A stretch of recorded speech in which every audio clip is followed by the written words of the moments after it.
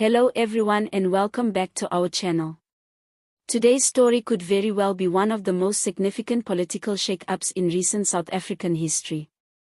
After months, no, years, of speculation, silence, and political maneuvering, Chief Justice Raymond Zondo has finally broken his silence on the infamous Phala Phala scandal involving none other than President Cyril Ramaphosa.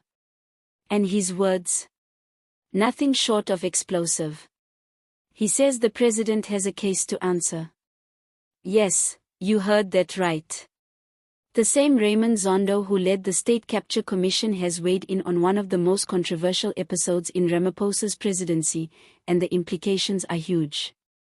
Before we dive deeper, don't forget to hit that like button, subscribe to the channel, and drop your thoughts in the comments section. Do you think Ramaphosa should be prosecuted? Should Parliament take action? Let's talk about it. So, what exactly did Zondo say? During a recent interview, Zondo made it clear that the Phala Phala scandal warrants a response from the president. While he didn't go so far as to call for criminal prosecution, his message was clear: the president cannot remain silent forever. The time has come for transparency and accountability. Now let's rewind.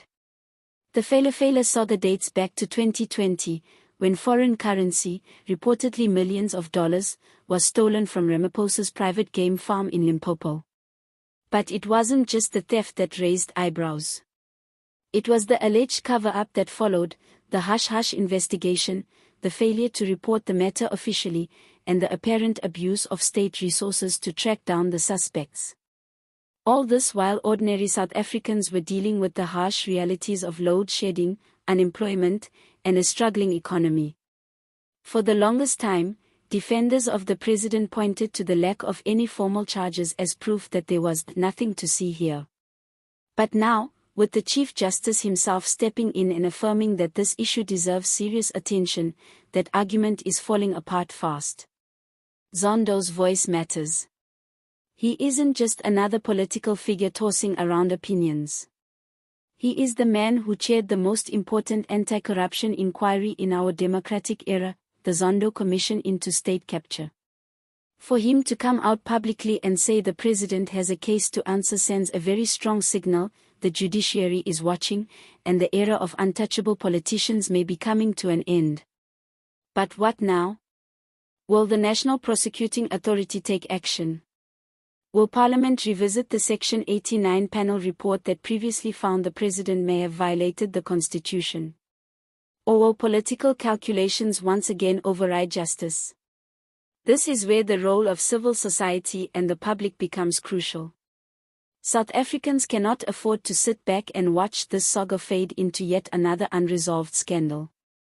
Whether you support Ramaphosa or not, the principle remains the same: no one is above the law. And if the President of the Republic has indeed breached legal or ethical standards, then he must be held accountable like any other citizen. Opposition parties like the EFF and the DA have long called for further investigations, and now they have added ammunition thanks to Zondo's remarks. Even some ANC insiders have expressed concern about the long-term damage this scandal could cause to the party's credibility ahead of the national elections. If the ruling party fails to deal with this issue decisively, it risks further alienating an already disillusioned electorate. For many South Africans, this moment is bittersweet. Ramaphosa came into office promising renewal, transparency, and a crackdown on corruption after the disastrous Zuma years. He positioned himself as the reformer-in-chief, the man who would clean house. But the Phala Phala affair has cast a long shadow over that narrative. And now, with Zondo's intervention, that shadow has grown darker. Let's also not forget the broader implications of this scandal. If South Africa's legal institutions allow the matter to fizzle out without resolution, it will send a terrible message that there is one set of rules for the elite, and another for ordinary citizens. That would be a betrayal of everything our Constitution stands for.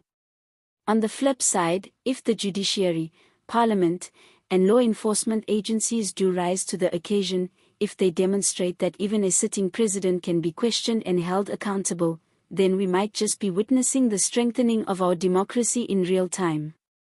So where do we go from here? That's the million-rand question.